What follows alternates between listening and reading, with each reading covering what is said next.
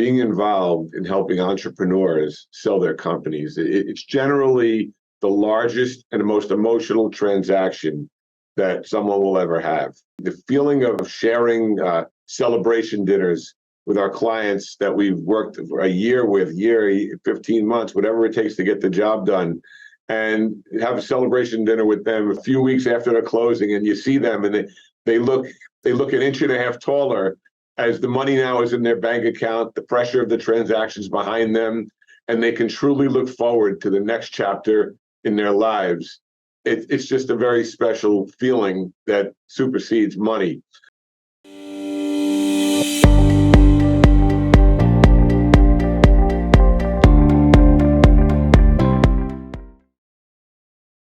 Hi, welcome to our show. My name is Bill Barrett. I'm the host of Fingerprints on Success. And today I'm really excited to have our guest, Stephen Goldberg, who's the founder of Sun Mergers and Acquisitions and Sun Business Valuations. Steve's been in business for 25 years and has built one of the most successful middle market brokerage and valuation companies in the country. Really an interesting guest. We had a great talk today that I hope you'll enjoy. And one of my favorite parts was when his chief canine officer, Annie, entered the room during the conversation, and we had a chance to talk a little bit about the positive influence she has in the work environment, and gave me a chance to share a story about my dog Ace as well during the pandemic and the role he played. So I really hope you enjoy today's episode and take a lot of takeaways from Stephen Goldberg and his storied career, really, and professionalism in the area of mergers and acquisitions and business valuations. Enjoy. Stephen Goldberg, great to be with you today. Why don't we just jump right into our conversation today here on Fingerprints on Success. So Stephen, you and I have known each other a long time. We've been involved in many transactions together over the years. We've had mutual clients. And it's always just, the success that you've created and the building of your business has been so impressive to so many people over the years. And, one of the things that we try to get into on the show is to dig into, an entrepreneur's mindset. And, most of our audience are business folks and individuals and entrepreneurs who love to hear about the success of others and kind of how they navigated that path. So, one of the first questions I want to ask you is, when you reflect on, your career and the building of your business, are there certain guiding principles or philosophies that you've had that when you reflect, you think made a major impact on your success? Yeah, first of all, I want to thank you also for having me, Bill. It has been a long time that we've known each other, and it's great to do this with you, so thank you. But if I look at some guiding principles or reasons for success, I come up with a few. Perseverance. There's many ups and downs in building a business, and I've dealt with a lot of challenges over the years in doing so. And without perseverance, I definitely would not be having this conversation with you, Bill. Whether it be persevering through partnership issues or financial challenges, everything. And when you have a business for 25 years, inevitably you're going to get issues that come up. Another guiding principle, or something, another area that's really helped a lot is diversification. We always stress to our clients to diversify as a way of eliminating some risk. Well, we started out as an M&A practice and then subsequently started Sun Business Valuations. And it turned out to be the best move I could ever make, as both divisions have really propelled and leaned on the other. And while it took many years to develop, it has been game-changing to have the diversification of having both the M&A division, M&A company, and then Sun Business Valuations, our business valuation company. Another one I could think of that comes to mind is using our mistakes as a learning experience by making adjustments to avoid them happening again.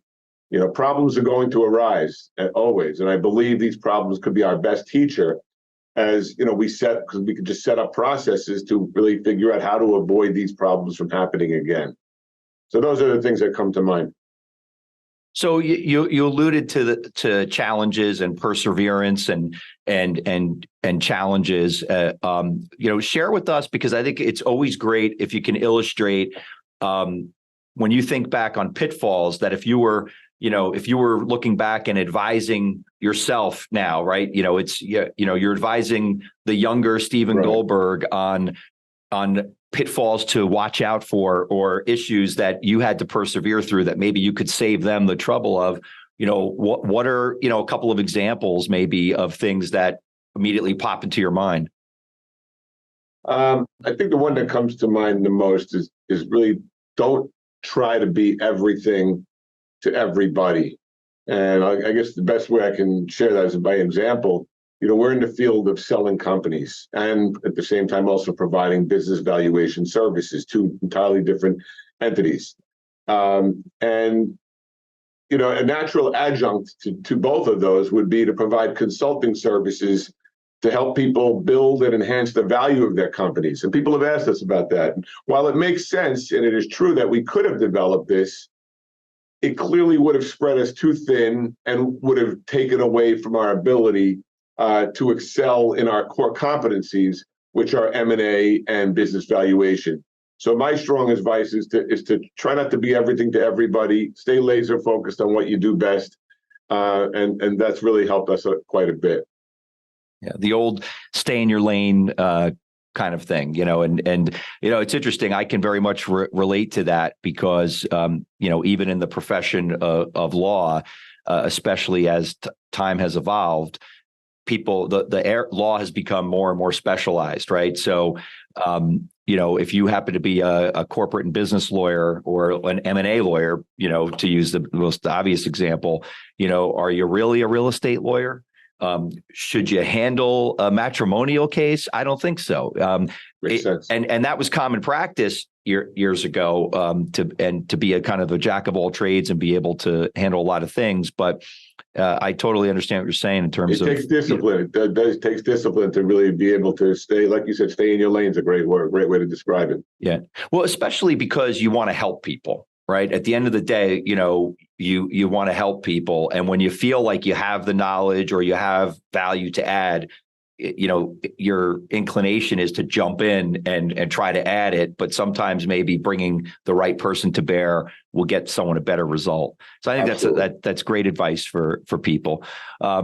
So, one of the things that I think is a common thread also with successful entrepreneurs, whenever you talk to people and you're sitting down, having a meal or having a drink, people will often talk about a person in their career, their life, sometimes more than one person, where, again, when they have the benefit of hindsight and they reflect, they realize, hey, this person made a major impact on my success. As I, said, the name of the program, Fingerprints on Success. There's some mentors out there that have their fingerprints on your success. Share with us who some of those people are, and maybe some stories about how they made that impact on you. One that comes to mind most readily is my father, Leonard Goldberg, who's still to this day a huge mentor for me at 91. I'm blessed for him to still be a huge mentor. And God bless him. He was one. Thank you. And he was one of the leading general managers in the U.S. for Prudential Insurance Company. So he was so. And what I really remember about when I used to go to his office, he was so beloved, I should say, and respected by the people that worked for him. And I really tried to emulate this. People liked him, trusted him, and I really tried to emulate these traits. And I'm so fortunate to have someone that has really been through the trials and tribulations of building a company, and has also seen me grow up in this business, so he can relate to my journey and advise me. So I just feel blessed in that regard. That's great. Well, give me a sense of, a couple of things, about your dad that when you think about it, made an impact on you, or maybe some of his guiding principles or philosophies that kind of drilled into your head over the years, whether it be consciously or subconsciously. Well, just being that perseverance, and just, even when I talk certain times about, when you're going through challenges, you say, I might say something like, I can't wait to retire, or something like that, where you say it out of frustration. I remember my father saying to me something like, don't talk about retirement, talk about getting to the point where you can go to work for different reasons. And just being able to come up with things like that, coming up with statements of, when you'd be dealing with someone who's a smart person, but they're not the most rational person in the world. And they'll come up with a statement like, I remember him saying something like, well, that's someone with 190 IQ, but he's missing something between 70 and 90. And just those statements, and they always hit right at home, and it's just always great to be able to talk to him, and I talk to him very regularly. Well, it sounds like he's got a heck of a personality too, which is probably one of the reasons why he was beloved by the people that he worked with. Also, yeah, absolutely. So that's I love that example, and you can't build a company without great people, and especially today, I work almost exclusively with entrepreneurs in my business. And I always ask people when I get together with them, what's your biggest challenge right now? What's keeping you up at night? And kind of, a large percentage of clients are saying it's finding and retaining great people is the biggest challenge. And, so you talked about mentorship and mindset a bit. What do you do in essence, to try to attract and retain great people for your business? Well, one of the unique things we did when hiring, or we do when hiring, is we created a questionnaire that we called an application questionnaire. Instead of just having an application where people fill it out, name, birth date, or whatever it is you put on a questionnaire, we found it more valuable to create an application questionnaire where we had about 6 excellent open-ended questions for applicants to respond to. And this really helped us cull out the people that were too lazy to invest the time to provide really well thought out responses, people who were not good writers, as in today's world, you can't be effective without being a good writer, given all the emails that we have to construct. And also, it also gave us a lot of great insight and information about really what makes people tick. So that was a very effective tool. When you marry that together with a good cover letter and, of course, the resume, and then it really helps you then select those really top people to bring to the next stage of the process. What are a couple questions, or that you ask them to try to bring that out? Perhaps what's what interests you about? So what interests you most about working for Sun Business Valuations or Sun Mergers and Acquisitions, or what's the reason that you left your last firm, and then what interests you most about this position?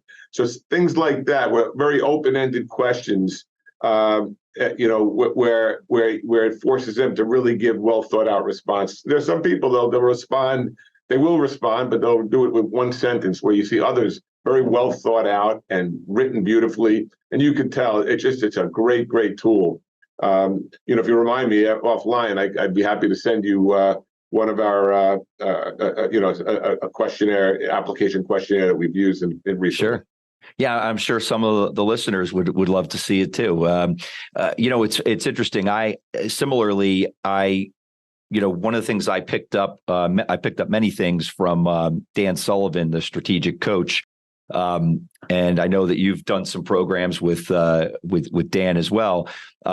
He always talks about the question of, in essence, if we were sitting here, 3 years from now, and this had gone perfectly, and was a win for you and for us, what would have to be true at that moment for this to have been a huge success?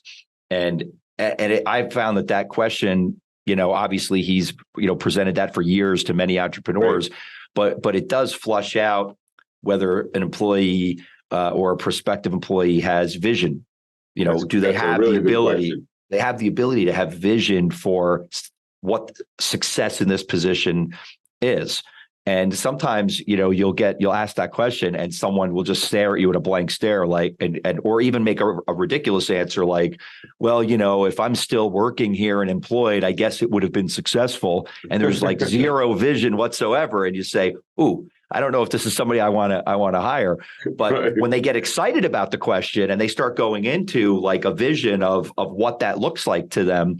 And what's interesting about it is that question applies to any position, because at every different level, there's a certain vision you might have about the success or not. So I always found it. I loved your approach because I think that putting a lot of time. I once had a client of mine who used to always say, "Hire slow and fire fast."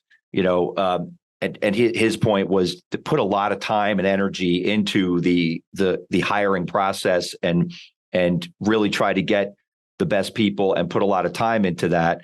And you'll often have the best results.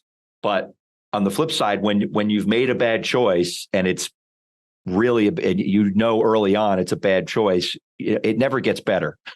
So in any event, well, that's great. So talk a little bit about your dad as a mentor. What do you do as a mentor to pay it forward? What are some of the things that you try to do for the people that look up to you in your organization or even outside of your organization in terms of trying to be a great mentor to others? So we're sought out by many people that are going through, some of the most challenging and emotional periods of their lives. Particularly in our business valuation division, we're dealing with people who are going through partnership disputes, divorces, business failures, and financial crisis. And I really try to connect with and help those people, even when they can't afford, services. Try to help them and recognize you can make a big difference in someone's life. We also, another thing that comes to mind is we did set up a donor advised fund in which we contribute about 15% of our company earnings. And my wife and I enjoy searching for causes to contribute to. It really is very meaningful to be able to do that. I would have liked more. I would like more to have personally contribute more of my time to do more, but the amount of time that I found that I've spent in my business has limited what I've been able to do in the past. But looking forward, as I forge more time outside of the business, a big part of my goals is to also include focusing more on helping people that are working through challenging circumstances through really providing time, not just financial resources, but time as well. So those are some of the things that paying it forward that I can think that come to mind. As far as grooming, the next successor, I'm fortunate to have my two longtime yet very young colleagues that have both started with me. They started when they were 25, and they've been with our firm now for 10 years. And Tom Thierkoff, who's the vice president of our business valuation division, and Ibrahim Karoma, who's the vice president of our M&A division. And I would love nothing more for them to be eventual successors of Sun Business Valuations and Sun M&A. They're doing a tremendous job, and I think they're so well fit to do a great job and take this firm into the future down the road. That's great. And you mentioned, in essence, there's the gift of giving, which you mentioned, and being charitable. And then you mentioned probably something that rings a note with every entrepreneur, which is the gift of time. Yeah. And I think that for most of us as entrepreneurs, especially when we're really knee deep in the building stages of a company, time is always so precious. What have you tried to do over the years, to try to create, I know that you're a family man and that you have interests, having seen you hit a golf ball a couple of times, I know that you have interest outside of work, but what have you tried to do over the years to try to strike? I almost hate to use the word balance because it's so overplayed, but to kind of, in essence, balance out your life and be able to, to try to use your time as best as you can. Yeah. I don't think balance is an overplayed word. I think it's a great thing to strive for. I do believe that it's so important because I believe that you can't just do work and no play, and you can't do play and no. Neither one is fun by itself. And I think work is a lot more fun business is a lot more fun when you have other good recreational interests and other interests, and just to do all recreational and play is not as fun as it when you have business balancing that as well.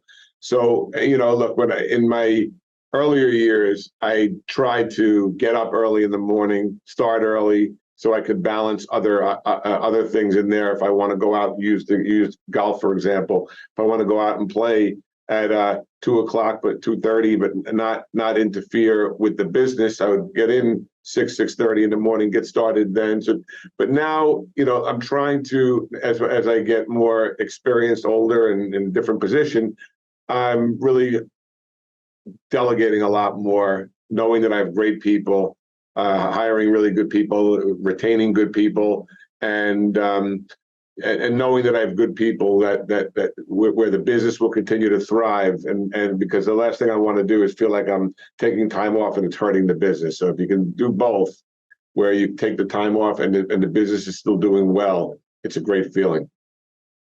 That's true. And delegate. A lot of entrepreneurs find delegation, or in essence, trusting things to people, to be a difficult task. One of the things I think, you learn is that you got to give people not just the opportunity to succeed, but the opportunity to fail at things, and that there's not going to be, terrible repercussions from failing, because every entrepreneur fails at things along the way. And that's, the education process. And, I've never had an entrepreneur, come on a podcast or in a conversation and say, well, yeah, as I look back, I really never failed at anything. Right. It's usually the stories, Absolutely. as you said earlier, about failure that, that kind of shape you.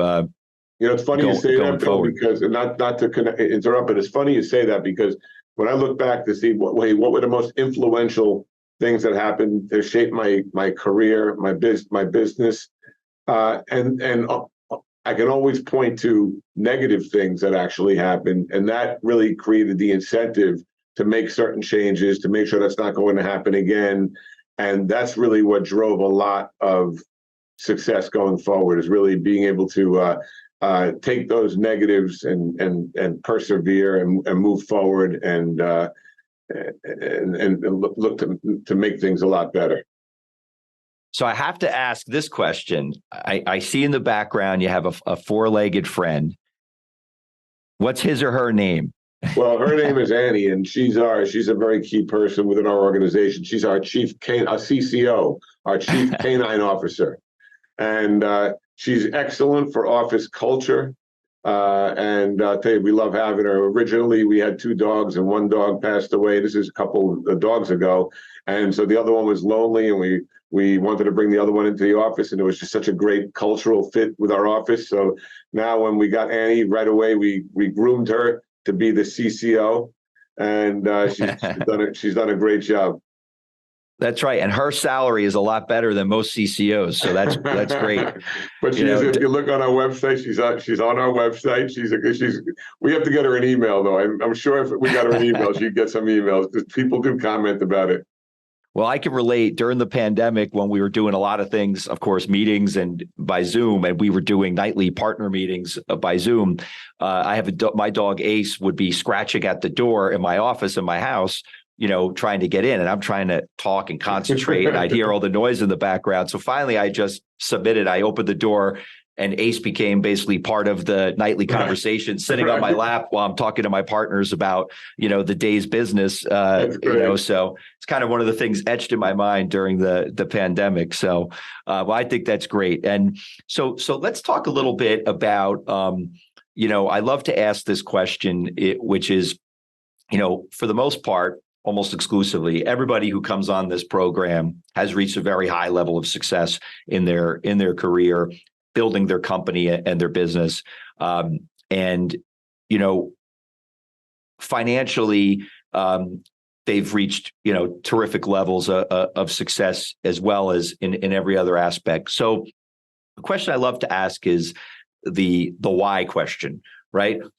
Why do you, as you reflect, why do you do what you do every day? What has you coming in? Because there's an inner drive, and it's not just about the next deal and making more money, because, that obviously everyone likes to make money, but, there does come a point when that's not the driving force why Stephen Goldberg shows up every day. What's your why, Steve?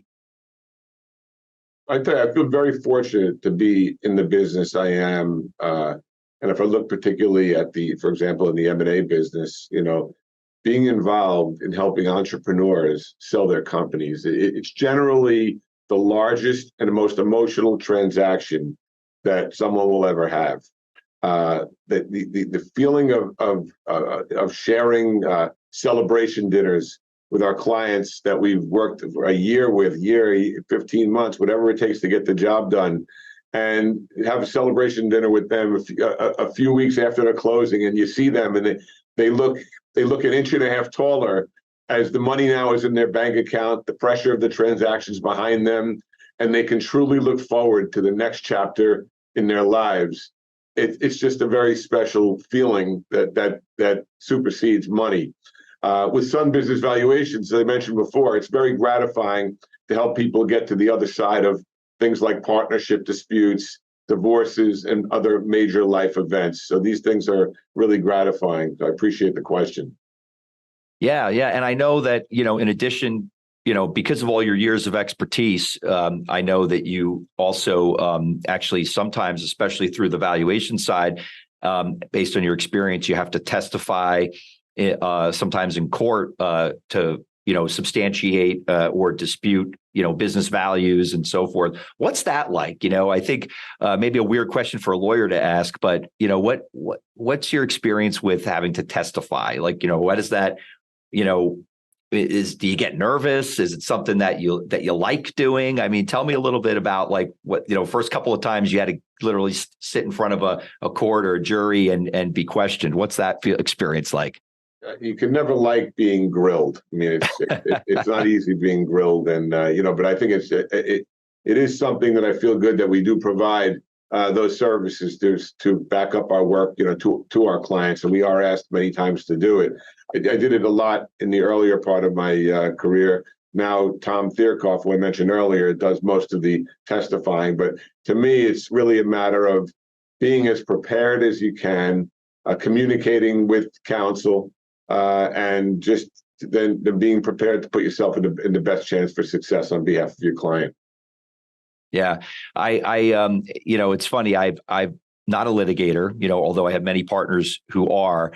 And a couple of times throughout my career as a transactional lawyer, I'm not heavily exposed to litigation a lot. But over the years, I had the occasion to sit in on, some intense depositions or cross-examinations that my colleagues were doing. And I just always think to myself, I'm really glad that I'm not the guy getting asked the questions because they're really good at that. And it seems very stressful to me. Right. At the end of my day, somebody bought something, somebody sold something, somebody, usually there's very happy people, and like you said, going to a closing or celebratory dinner.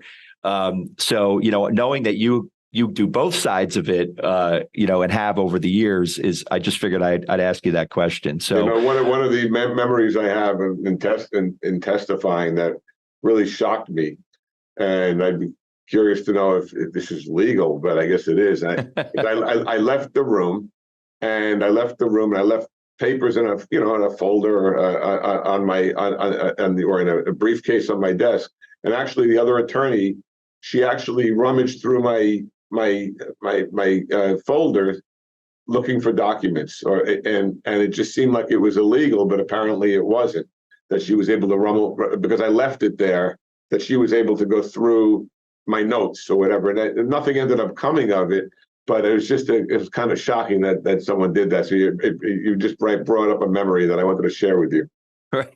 Well, I'm no litigator, but going through somebody else's personal papers on another desk just seems slightly unethical to me, but we'll leave that one at that. So Steve, another thing I wanted to ask you too, and I always ask this of people who are in, look, all businesses are very competitive, but there's a lot of people that try to do what you do. And one of the things that a lot of listeners might not know is to be a business broker or M&A advisor, taking companies to market and so forth, that, there isn't necessarily a license in most states involved in being able to do that. So you get a lot of people who try to venture into your space. Obviously you guys are at a very high standard and high level and have been for all these years. So, 25 years in business, what would you say are the things that, people ask me this question too, because, there's, I think, in my state alone, there's like 90,000 licensed lawyers, which blows my mind. And, it's not exactly a shortage of lawyers. So asking you the question I often get asked is, how do you differentiate yourself, 25 years in business with two distinct divisions that service different areas that have both been wildly successful? How do you try to differentiate yourself from all that competition and all the noise out there? Yeah, no, there are. It's interesting because there are a lot of different approaches. There are a lot of business brokers that are handling more, mom and pop transactions, and then you have the large investment banking firms, Wall Street firms that are doing, billion-dollar, $500 million transactions and larger. And we just found our niche was really to provide that level of service and expertise to smaller companies. Got most of our transactions range in that $10 to $75 million transaction value range, and provide that level of service and expertise that's more normally offered to much larger companies. But also, for our M&A company, I would say one of our keys has been really being selective in representing companies that really truly fit our criteria and where we really believe we can achieve our clients' goals. And so when I say that, I really say that humbly. Not in any way. I mean it all with all humbling. That being selective and representing clients that fit our criteria, that we really believe we can help them achieve their goals. And this, what it does is it allows us to focus all of our resources towards helping our clients reach their goals and not get dragged down by situations that we shouldn't be handling in the first place. And when I talk about perseverance, and a great example, Bill, one that we worked on together. It was a mutual friend of ours who owned a company in Fairfield, New Jersey, manufacturing company.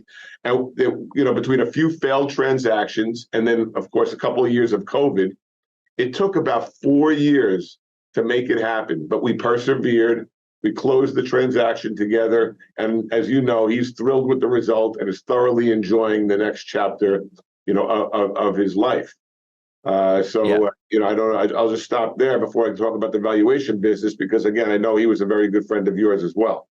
Yeah, and still is. In fact, ironically, we just scheduled a lunch together. I know exactly what you're talking about, and that is a great example, by the way, of every person involved persevering. Right? You're talking about that. You're absolutely right. 4 years to sell a business because a worldwide pandemic popped itself right into the middle of it, and that business continued to grow and thrive. Right. But that was really quite a transaction, and I think we all did a great job, but our client really did a great job too, persevering, because after multiple failed transactions and a worldwide pandemic, even the best of entrepreneurs might have gone down for the count. But that was really quite a deal. Yeah. So on the valuation side, yeah, please. On the valuation side, we work to do everything that other firms don't, and it's amazing that they don't. But many firms, they don't answer their phones. They or at least with a live person.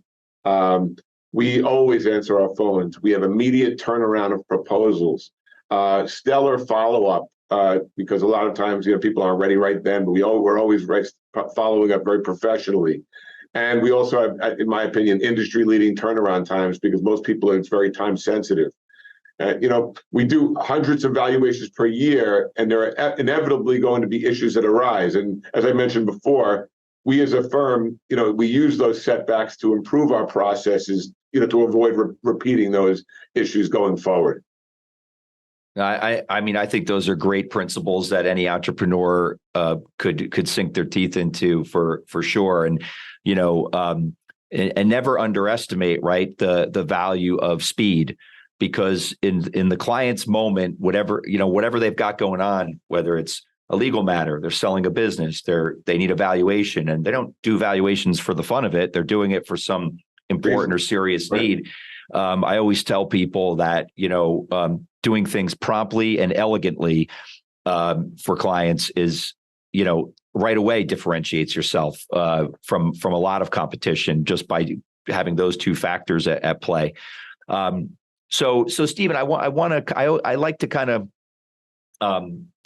usually finish up with this question a lot of times, which is really kind of a forward-looking question. So one of the things that's always struck me about successful entrepreneurs is that for lack of a better description, that the best is yet to come, right? The reason why people continue to grow and succeed and develop their businesses is that they're excited about something in the future. So when you get up, what's got Stephen Goldberg excited when he looks forward into the future? I think when I put together business and personal, continuing to expand our companies while putting the pieces in place or keep investing in the pieces that are already in place. So my wife, Randy, and my business partner, Randy, and I can take more time to travel and be more balanced in the non-business parts, of our lives.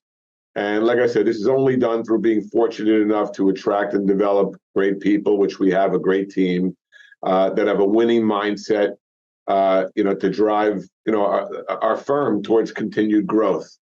So that's really what comes to mind, Bill. Yeah.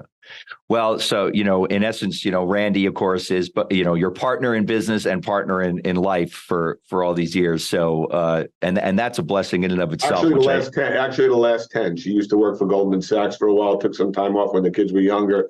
So I really appreciate having her because I didn't have her for the first 15 years of the company. And it's a great thing to have a partner in life and a partner in business too. Yeah. Well, I think that's great. And I think that's a perfect place for us to end today. So, Stephen, I really want to thank you for being on the program. I thoroughly enjoyed it. I hope you did as well. And I think there's a lot of great takeaways for our audience. So thanks for being on. Bill, I really appreciate it. Thank you so much for having me. It's been great. It's always good to talk to you.